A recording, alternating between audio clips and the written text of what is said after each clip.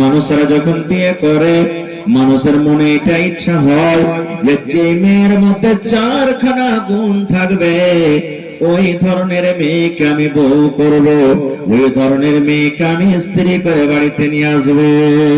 দেখাটা গুণ, চারখানা গুণ আমরা দেখি। নবীজি ওই কথাটা বলেছেন।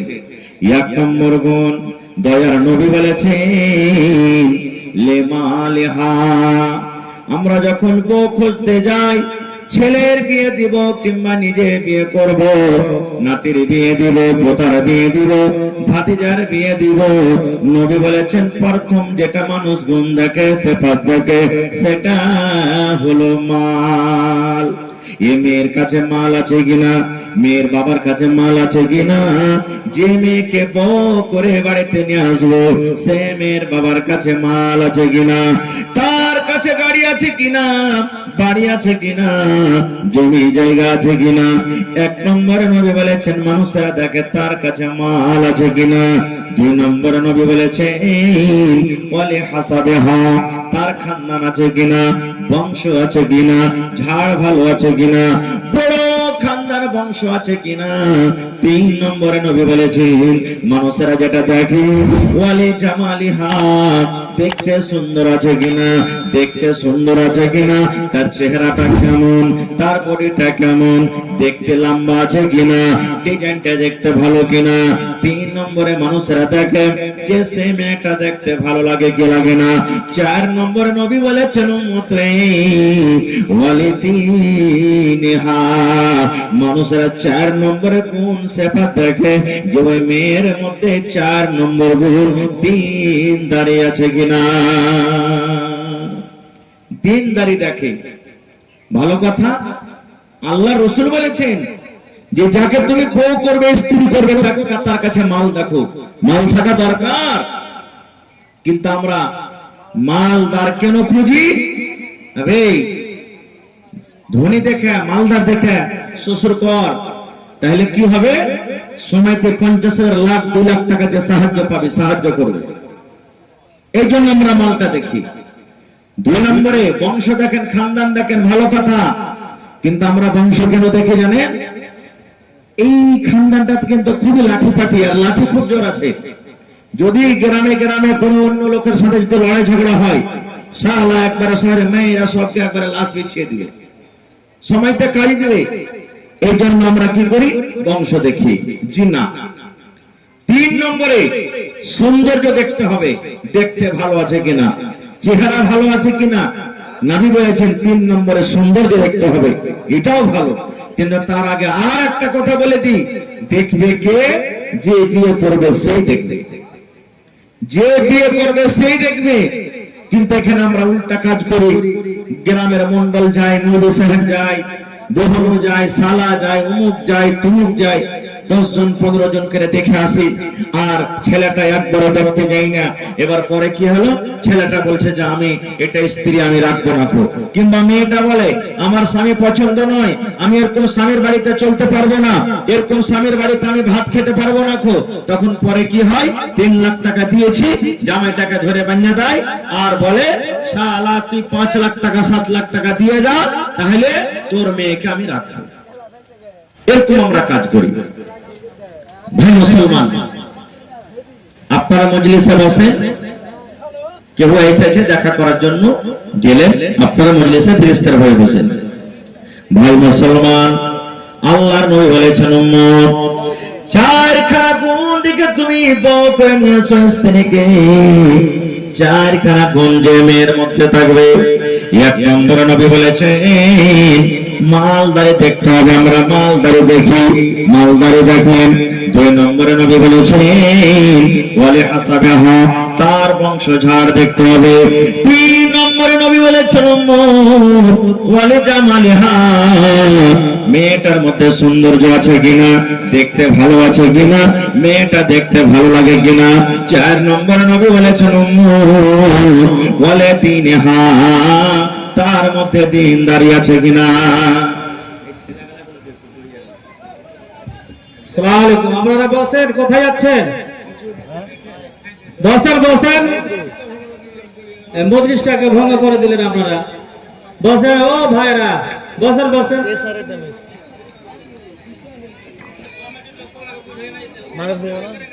আপনারা বসেন ভাই। আরে কিছু হয়েছে না হয়েছে ওরা আছে, কমিটির লোক আছে, ভলান্টিয়ার আছে, আপনারা বসে ধীরে স্থির ভাবে শোনেন। মজলিস ছেড়ে এরকম ভাবে যেতে হবে না, গুনাহ হবে ভাই। মজলিসে বসেন, আপনারা জলসা শুনতে চাইছেন মজলিসে বসেন। তো ভাই 4 নম্বর, 1 নম্বর হলো মাল, 2 নম্বর হলো বংশ, 3 নম্বরে সৌন্দর্য, 4 নম্বর হলো দিনদা। যে 4খানা গুণ থাকবে নবী বলেছেন যে মানুষেরা বেশিরভাগ দেখে যে আমি এই ধর্মের মেয়েকে বিয়ে করব। এবার আপনাদেরকে আমি প্রশ্ন করি ভাই মুসলমান, এই 4খানা গুণ যদি কোনো মেয়েকে আপনি দেখতে যান, খুঁজতে যান, তো 1000-500-তে হয়তো একটাই মেয়ে পাবেন। তাহলে বলবেন হাজী মাওলানা আমরা কি বিয়ে করব না? যদি 4খানা গুণ ওয়ালি মেয়ে ছেলে যদি আমরা না পাই, তাহলে কি আমরা স্ত্রী করব না, বউ করব না? আল্লাহ রাসূল বলেছেন, এই আমার উম্মতের দল তোমরা শুনে নাও, 4খানা যদি কোন মেয়ে ছেলের মধ্যে যদি গুণ না থাকে, সিফাত না থাকে, ফাজফার বিজাতি দিন, দিনদারি মেয়ে ছেলেকে তুমি বউ করে বাড়িতে নিয়ে এসো। নবী বলেছেন উম্মতরে, যদি তুমি তাকে বউ করবে, ওর কাছে যদি মাল না থাকে, মেয়েটার বাপ যদি গরিব হয়, সানজের সান খাটে আর খায়, রিকশা চালিয়ে খায়, মুনিশগিরি করে খায়, তার কাছে জমি জায়গা নাই, কোন রকম খাটে আর দিন কাটে, এরকম যদি লোক হয়, তাহলে তার বাড়িতে তুমি রেস্টা করে নাও।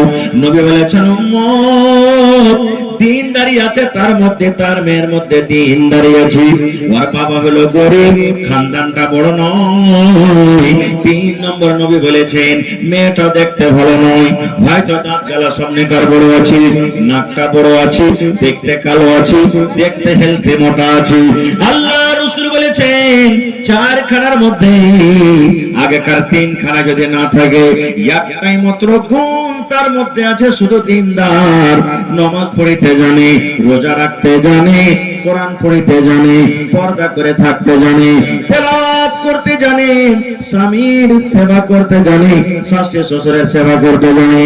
আল্লাহর নবী বলেছেন উম্মত, এরকম দিনদারি বউকে তোমরা বাড়িতে নিয়ে এসো। নারে তাকবীর! এরকম দিনদারিকে বাড়িতে নিয়ে এসো। কিন্তু হায় আফসোসের কথা, আমরা কোন ধরনের মেয়েকে পছন্দ করি? যখনই বউ দেখতে যাই তখন আইবারে ঘটককে বলি, এ ঘটক ভাই, আমার টাকার দরকার আছে, এই সিগন্যালপুর স্টেশনের পাঞ্জে একটা জমি বিক্রি আছে, 1 কাঠা 10 লাখ টাকা লাগবে। ভাইরে 7 লাখ টাকা আমার কাছে আছে, 3 লাখ টাকা পারি না, এই জন্য বেটাটার দিয়ে দিচ্ছি। ভাই 4 লাখ টাকা চাহাবি, কিন্তু 3 লাখ টাকা থেকে 1 টাকা কম করবি না, তো যাতে আমার কাজ ঠান্ডা হয়ে যায়। এটাই না আমরা খুঁজি ভাই। আল্লাহু সামাদ, এটা হলো ভুল। রাসূল বলেছেন দিনদারি তুমি বাড়িতে নিয়ে এসো। এবার বলবেন হাজী মাওলানা, দিনদারি বউ যদি আমরা বাড়িতে নিয়ে আসি, তাহলে আমাদের লাভ কি আছে? নেককার দিনদার যদি নিয়ে ছেলে বাড়িতে নিয়ে আসি, আমাদের লাভ কি আছে? এটা আমার কথা নয়। আল্লাহর নবী বলেছেন উম্মত, আদ-দুনিয়া কুল্লুহা মাতা ওয়া খায়রু মাতা'id দুনিয়া আল মারআতুস সালিহা। এই ভাই মুসলমান, যে মা, যে বোন, যে বেটি, যে নানি, যে দাদিকে আমরা মনে করি যে এদের কোনো মর্যাদা নাই, মান নাই, সম্মান নাই, এই পৃথিবীতে সব থেকে দামি জিনিস হলো সোনা। নাকি সোনা হলো দামি জিনিস, চাঁদি হলো দামি জিনিস। এখন মোটামুটি 1 লাখ টাকার কাছাকাছি ভরে সোনা হয়ে গেছে। ওরে সুবহানাল্লাহ, চাঁদি হলো দামি জিনিস, হীরা মোতি দামি জিনিস, এই পৃথিবীর দামি জিনিস অনেক রয়েছে। নবী বলেছেন এই পৃথিবীতে যত মাল আছে, যত সামান আছে, সমস্ত হলো মাপা। সোনা হলো একটা দামি জিনিস, চাঁদি হলো একটা দামি জিনিস, হীরা মণি মুক্তা হলো একটা দামি জিনিস। আল্লাহর নবী বলেছেন উম্মত রে, সমস্ত দুনিয়ার দামি দামি জিনিস একদিকে রেখে দাও, আর একটা দিনদার মেয়ে ছেলেকে যদি একদিকে রেখে দাও, নবী বলেছেন সমস্ত দুনিয়ার সোনা চাঁদের থেকে দামি জিনিস হলো আল মারআতুস সালিহা, একটা নেককার মেয়ে ছেলে। নেককার দিনদার সোনা এবং চাঁদের থেকেও বেশি দামি। আল্লাহুস সামাদ। তাহলে বলবেন মাওলানা, সে নেককার স্ত্রীকে বাড়িতে নিয়ে এসে আমার কি লাভ আছে? নেককার দিনদার যদি না হয় তাহলে কি আমার অসুবিধা আছে? অসুবিধা নেই। একটা আপনাদের সামনে গল্প, কিন্তু কথাটা হলো অরিজিনাল। যারা বয়স্ক এখানে বাপজিরা আছেন, যে আমার মায়েরা খানেরা বয়স্ক মানুষ, 50 বছর 40 বছর বয়স হয়েছে, তারা করতেন বেশিরভাগ মানুষ। বলবেন কি? দেখবেন যখন রাতের বেলাতে ছেলেরা মেয়েরা যখন পেশাব করার দরকার হতো, আগিনাতে যখন পেশাব করতে যেত, তখন রাতের বেলাতে ছেলেটা বিছানায় পেশাব করতো। ছেলেরা পেশাব করে না হয়, তার মা খালারা এই ছেলেটাকে পেশাব করার সময় একটা দোয়া শেখাতো। এই দোয়া পড়। ছেলেটা নিন্দের হালাতে থাকে, ঘুমের হালাতে থাকে, কি দোয়া শিখাবো? দোয়াটা না করতে পারলে দাঁতগুলোকে টেবিল করে মরতে পারে। দোয়াটা পড় না, পড়ে হলে তো কাঁদতে বিছানা উঠছিস। কি দোয়া?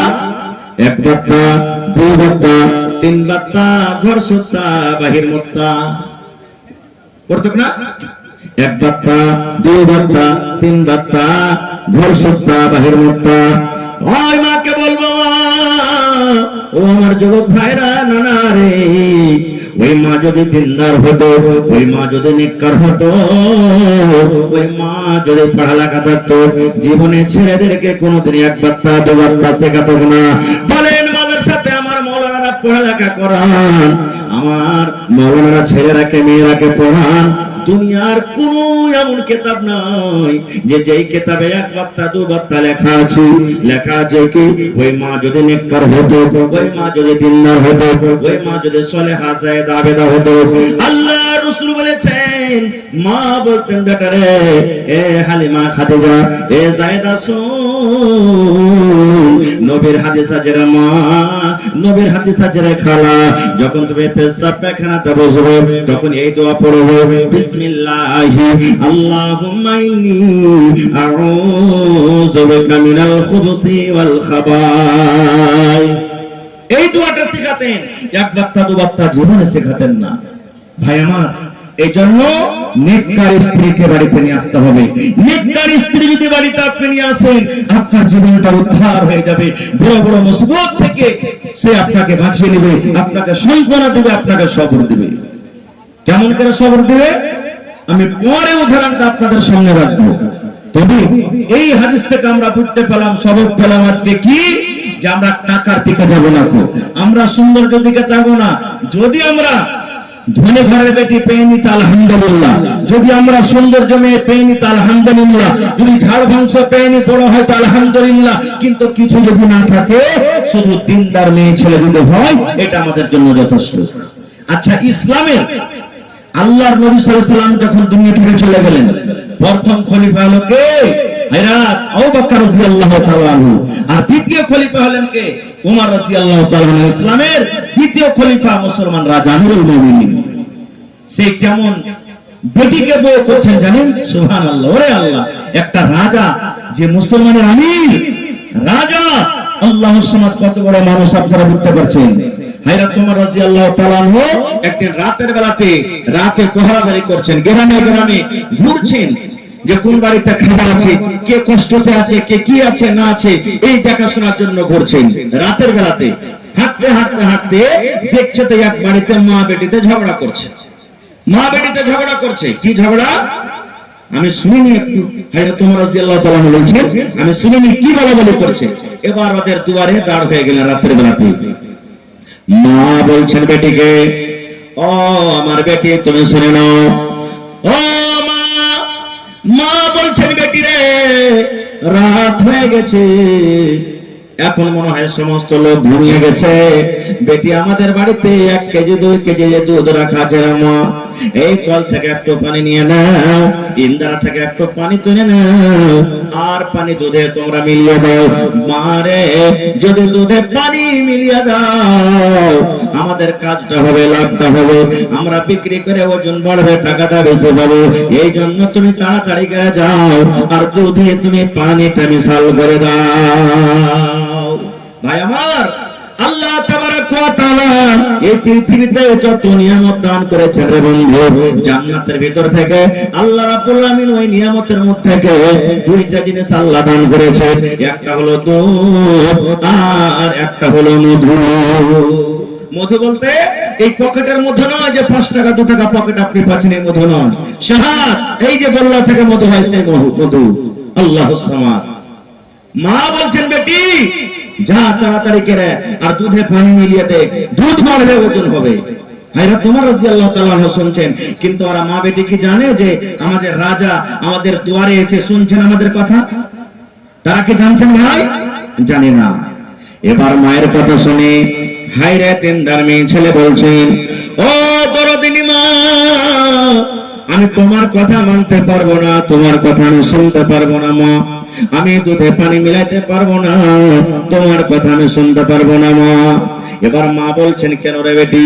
বলছে, মাগে আমাদের রাজা আমিরুল মুমিনিন ওমর ফারুক রাদিয়াল্লাহু তাআলা ওয়াজ করেছেন যে মা, দুধে পানি মিলাইতে হয় না, দুধে পানি দিতে হয় না, দুধে পানি মিলিয়ে বিক্রি করতে হয় না, এটা হলো পাপের কাজ, এটা হলো গুনার কাজ। এই জন্য মা আমি দুধে পানি মিলাইতে পারবো না, আমি দুধে পানি দিতে পারবো না মা, এই কাজটা আমি করবো না।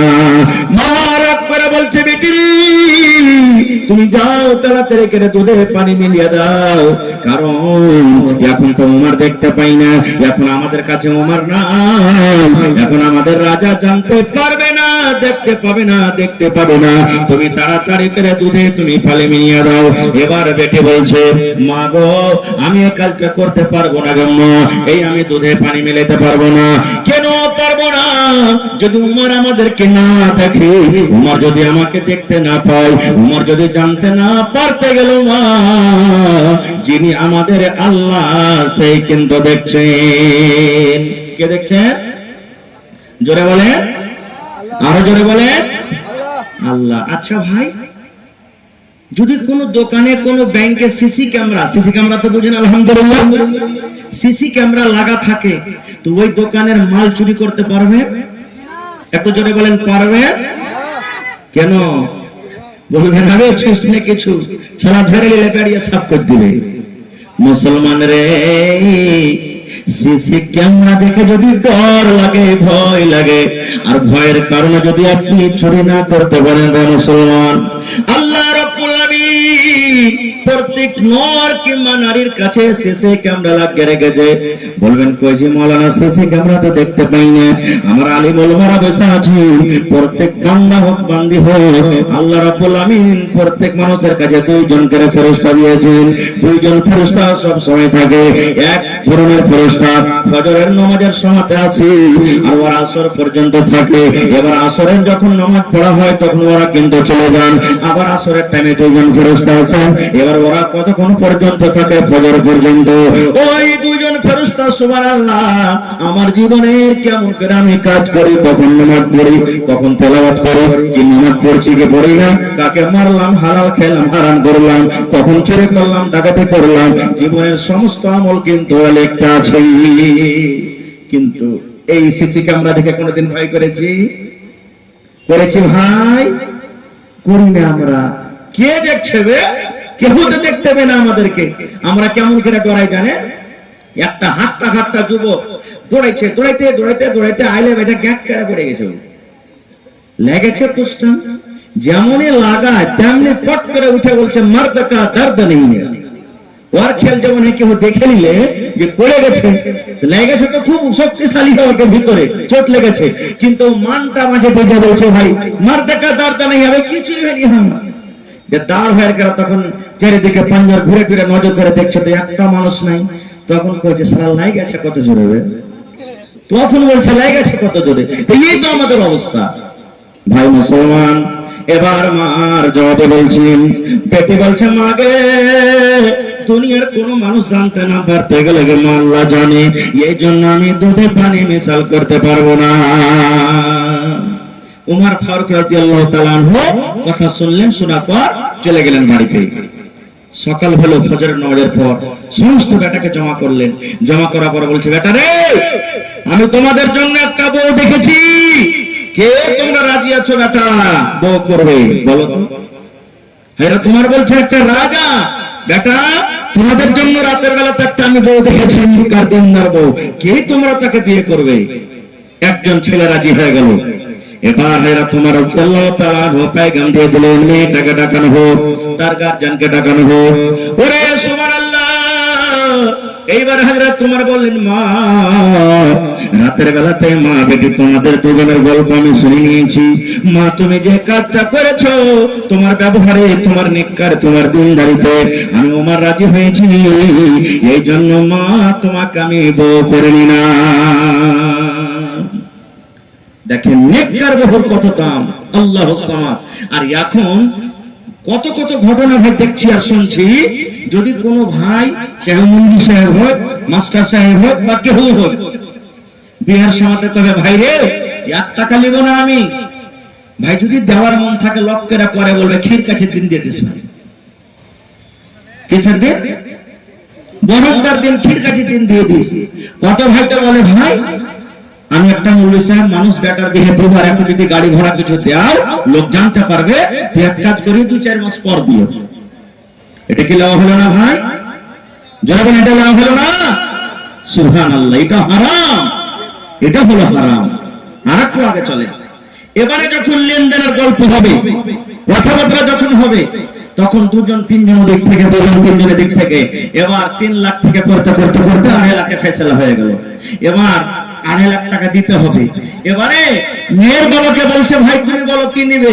যদি মেয়ের বাবা বলে যে ভাই একটা বালি দিয়ে দাও 58 ওজনের, আর 8 ভরি পায়েল দিয়ে দাও, অমুক তমুক দিয়ে দাও, তখন মেয়ে ছেলে বাবা কি বলবে, না না না না, ওরে বাপ এটা করতে পারবো না। কেন পারবে না? বড় বেটার দিয়ে দিচ্ছি, শুধু 1খান্ডা বালি দিয়েছি, এই জন্য 1খান্ডাই দিতে পারবো না করেছি। এই দেখেন, মানে দেওয়ার বেলাতে কত ও তখন সুন্দর করছে।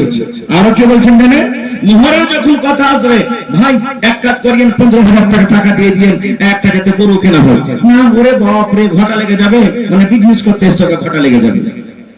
আচ্ছা আর একটা কথা বলেন তো ভাই, যখন আপনাদের এলাকাতে যখন ছেলে মেয়ের যখন বিবাহ হয়, বিবাহের টাইমে, বিবাহের সময়তে ধরেন যে 10,000 টাকা মোহর ধার্য হলো, টাকাটা লাগবে, তো ছেলেটা নিজের পকেট থেকে দেয় না, যে টাকা ছেলেটাকে দিতে হবে কোন হিসাবে, জাহেজ হিসাবে, ওই টাকার ভিতর থেকে দেয়, পকেট থেকে দেয়? আলহামদুলিল্লাহ, পকেট থেকে দিচ্ছেন তো আলহামদুলিল্লাহ। কিন্তু যে ভাইরা ধরেন যে 2 লাখ টাকা ছেলেটা নিবে মেয়ের বাবার কাছ থেকে, তো বলছে ভাই 1,90,000 টাকা আমাকে দাও, আর 10,000 টাকা তুমি মোহর থেকে কাটাতে দাও। যদি এরকম করে, এটা হারাম, শরীয়তে হারাম, আর মোহরই আদায় হবে না, মোহর হবে না। ভাই মুসলমান, খারজা হোক, আমি উদাহরণটাও দেখে দিতে যাব না। এবার আর একটু আগে চলেন। এবার বুঝতে পারলেন কি, 4 খানার মধ্যে দিনদারি মেয়ে ছেলেকে তার দিতে হবে। এবার এই জমিনের উপরে পৃথিবীতে কোন মহিলাটা নেককার?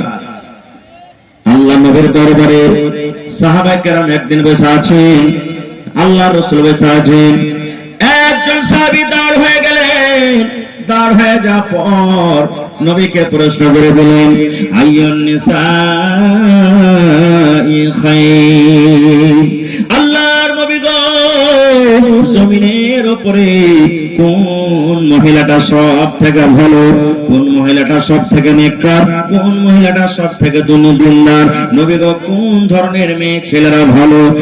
আমার ভাইয়েরা, মায়েরা, খালারা শুন, নবী যে কথা বললেন না, যার নাম আয়েশা সে ভালো, যার নাম খাদিজা সে ভালো, যার নাম কুলসুম সে ভালো, যার নাম হালিমা সে ভালো, যার নাম সুরাইয়া সে ভালো, যার নাম সায়রা সে ভালো, যার নাম খালেদা সে ভালো, যার নাম আদিবা সে ভালো।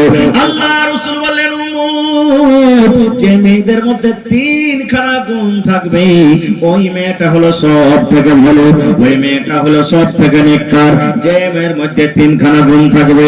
এবার আমার মায়েরা খালাকে বলবো, মাকে খালাকে বলবে, দেখেন আপনার মধ্যে সেই গুণগুলি আছে কিনা, যদি থাকে তো আলহামদুলিল্লাহ, আর যদি গুণ না থাকে, আজ থেকে আপনাকে তার প্রতি আমল করতে হবে, সেই গুণওয়ালি মেয়ে আপনাকে বলতে হবে।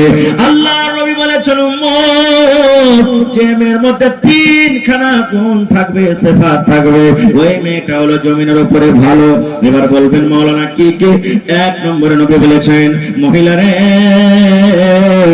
যখন তোমার স্বামী বাড়িতে আসলো, কাজ করে বাড়িতে ঢুকলো, অফিস থেকে বাড়িতে ঢুকছেন, মাদ্রাসা স্কুল থেকে বাড়িতে ঢুকছেন, দোকান থেকে বাড়িতে ঢুকছেন, তোমার স্বামী যখন বাড়িতে ঢুকবে, বাইরে থেকে বিদেশ থেকে রে মহিলা বাড়িতে ঢোকার টাইমে সমাতে তোমার স্বামীর দিকে তোমাকে একটু 10 গ্রামের মুচকি হাসি দিতে হবে। তোমার স্বামীর চেহারাতে দেখি তোমার স্বামীর চোখে চোখ মিলায়ে তোমাকে একটু হাসি দিতে হবে। এক নম্বর ঘটনা, যখন তোমার স্বামী বিদেশ থেকে বাড়িতে ঢুকবে, তোমার স্বামীর চোখে চোখে চোখ মেলায় একটু তোমাকে ফুক করে মুচকি হাসি দিতে হবে, যাতে তোমার হাসিতে কি হয়, ওর সারাদিনের খাস্তানা দূর হয়ে যায়। কিন্তু এক একটা মহিলা এমন আছে, যখন ওর স্বামী বাড়িতে ঢুকবে হয়, ও মনে করবে নিশ্চয় লাগা কেনে বাড়ি এলো রে, এই আজের এই ঢুকলো মনে হয় বাড়িতে, এই বাইরে ছিল তো খুব ভালো ছিল। এ আমার মায়েরা, দুনিয়ার যতই দুঃখ থাকে আপনার ভিতরে, যতই ব্যথা থাক, কিন্তু স্বামীর সাথে আপনাকে ভালো ব্যবহার করতে হবে। আর স্বামী বাড়িতে ঢুকতে গেলে আপনাকে একটু মুখে হাসি দিতে হবে। এবার আপনারা তো বলি, আপনাকে খান মেসে হয়ে যেতে হবে না, খুব গহমা সাপের মতন। হ্যাঁ, আপনি যখন বাড়িতে ঢুকবেন না, তা আপনার চেহারা খানটা দেখে একবার আপনার স্ত্রীটা যাতে খুশি হয়ে যায়, না হলে আপনি এমন বাড়িতে ঢুকছেন যেমন হয় 5 কিলোর একবারে আটার মতন পাউরুটি বিস্কুটের মতন মুখ খানটা করে ভর্ত হয়ে আছে। আর বাড়িতে ঢুকলেন এরকম মুখ থেকে স্ত্রীর হাসি বাড়াবে, ভাই বাড়াবে, যেমনই হাসতে যাবে তখন আপনি রেগে যাবেন। হ্যাঁ, তুমি কাজ করে আমার কি হয়ে গেল, ঘাম ছেটে গেল, আর বাড়িতে খাই চার দেখায় মুখ মুখ মুখ মুখ করছে। আপনি বলে দিবেন না, আপনি যেমন তার মুখে হাসি দেখতে চান, আপনার মুখ থেকে আপনার স্ত্রী হাসি দেখতে চাই।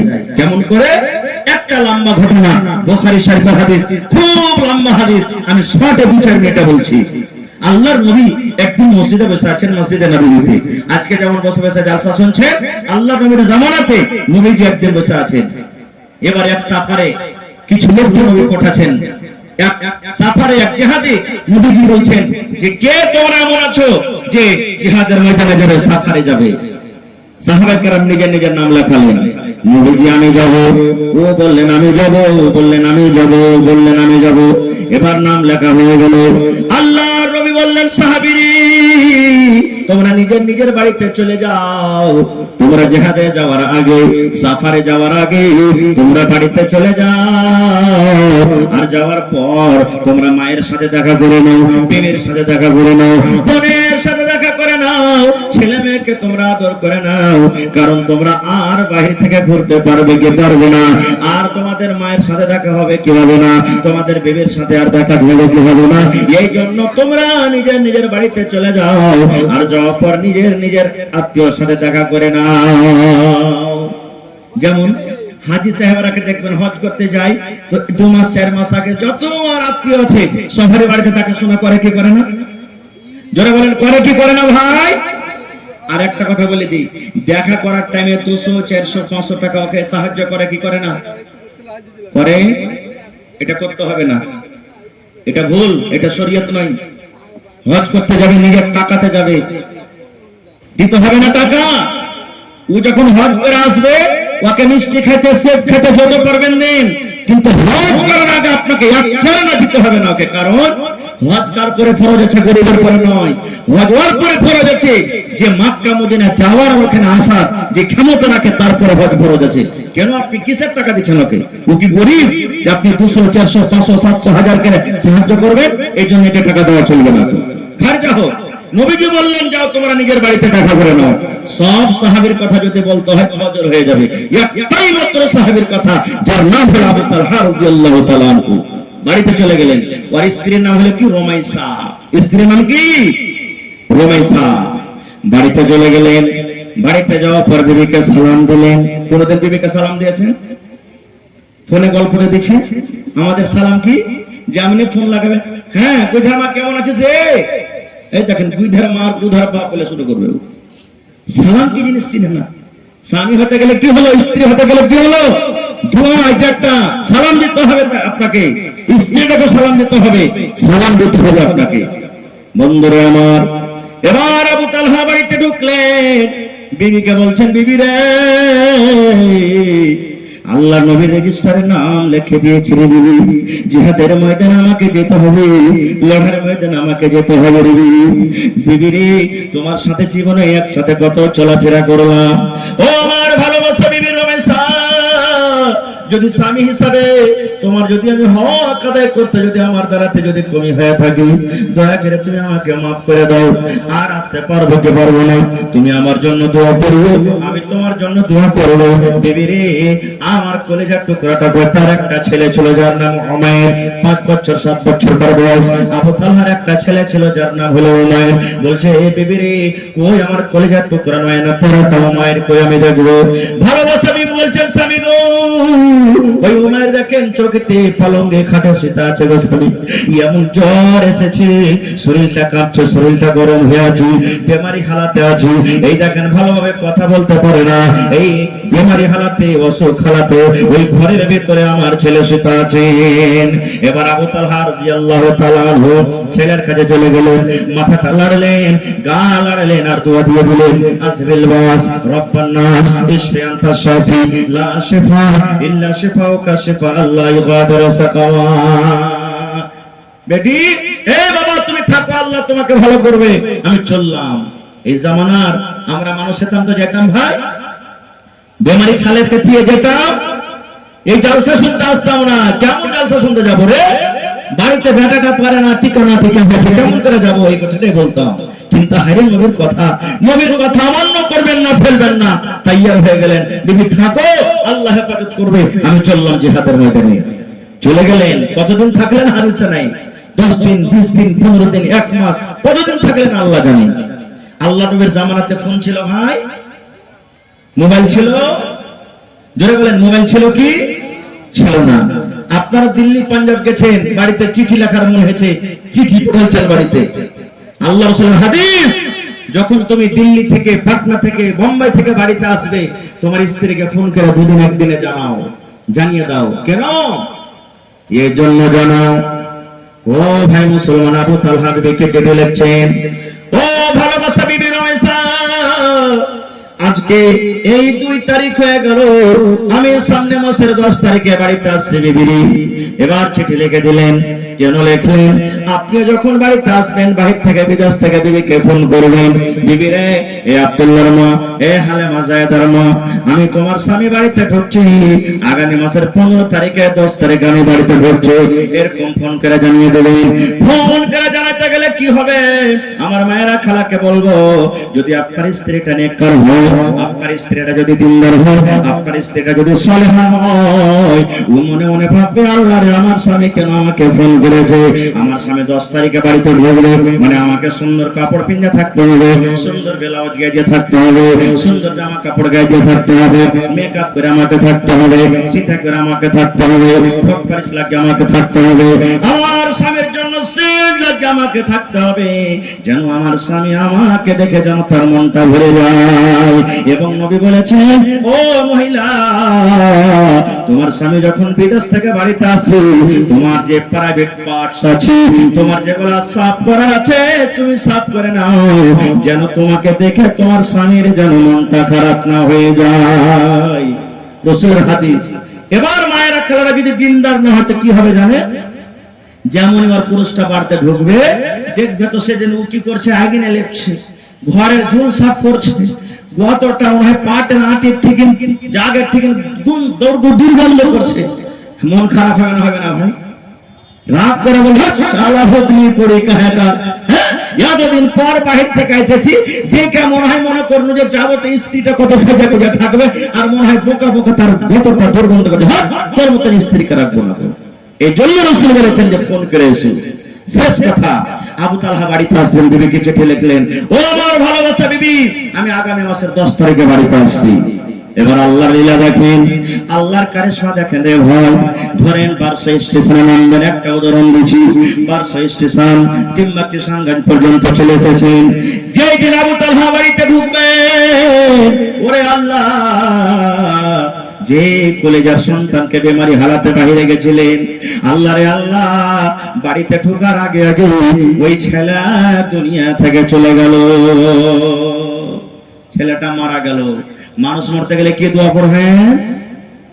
ইন্না লিল্লাহি ওয়া ইন্না ইলাইহি রাজিউন। আল্লাহুম্মা আজরনি ফি মুসিবাতি ওয়া আখলিফ লি খায়রাম মিনহা। ছেলে মরে গেল, বেটা মরে গেল, বেটি মরে গেল, আত্মীয় মরে গেল, দোয়া পড়বেন রে বন্ধু, ইন্না লিল্লাহি ওয়া ইন্না ইলাইহি রাজিউন। আল্লাহুম্মা আজরনি ফি মুসিবাতি ওয়া আখলিফ লি খায়রাম মিনহা। কিন্তু মা খালার হাত দোয়া কে ঘোড়া ঘুরিয়ে পড়বে?